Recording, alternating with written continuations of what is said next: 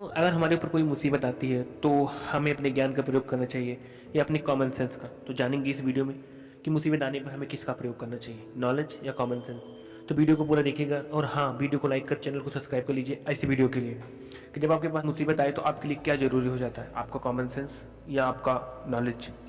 तो एक कहानी लेके आया हूँ इसके ऊपर। तो उस कहानी को मैं बताऊँगा, आप अपने आप समझ जाएंगे कि अगर आपके ऊपर मुसीबत आए तो आप किसका प्रयोग करें, कॉमन सेंस या अपने नॉलेज का। एक सरोवर में 3 दिव्य मछलियाँ रहती थीं। वहाँ की सभी मछलियाँ उन तीनों को अपना गुरु मानती थीं, उनकी सेवा करती थीं। उनमें से एक का नाम था व्यवहारिक बुद्धि, दूसरे का नाम था मध्यम बुद्धि और तीसरे का नाम था अति बुद्धि। अति बुद्धि के पास ज्ञान का असीम भंडार था। वह सभी प्रकार के शास्त्रों का ज्ञान रखती थी। मध्यम बुद्धि को उतनी ही दूर तक सोचने की आदत थी जिससे उसका वास्ता पड़ता था। वह सोचती कम थी, परंपरागत ढंग से अपना काम किया करती थी। तीसरी व्यवहारिक बुद्धि न परंपरा पर ध्यान देती थी और ना ही शास्त्र पर। उसे जब जैसी आवश्यकता होती थी निर्णय लिया करती थी और आवश्यकता न पड़ने पर किसी शास्त्र के पन्ने तक भी नहीं उल्टती थी।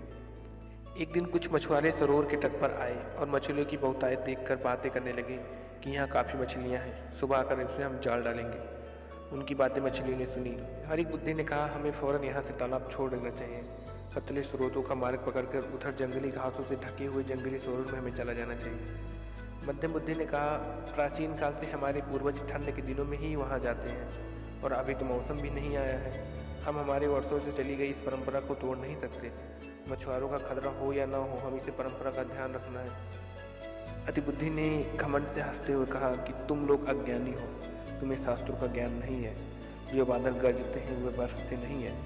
फिर हम लोग 1000 तरीकों से तैरना भी जानते हैं। पानी के तल में जाकर बैठने की सामर्थ्यता है हमारी पूंछ में। छोड़कर प्रदेश जाना अच्छी बात थोड़ी ना है।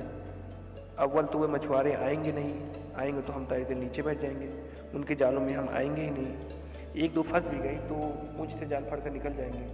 भाई, शास्त्र और ज्ञानियों के वचनों के विरुद्ध मैं तो नहीं जाऊंगी। ऐसा कहते हुए उसने ना बोल दिया।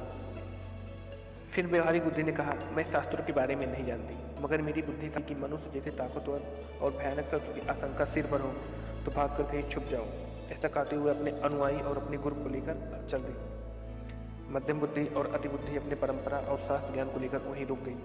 अगले दिन मछुआरों ने पूरी तैयारी के साथ आकर वहां जाल डाला और उन दोनों की एक भी न चली और वो दोनों मछली पकड़ा गई। जब मछुआरे उनके विशाल शरीर को टांग रहे थे तब व्यवहारिक बुद्धि ने गहरी सांस लेकर कहा, इनके शास्त्र ज्ञान ने ही इन्हें धोखा दिया है, काश इनमें थोड़ी व्यवहारिक बुद्धि भी होती।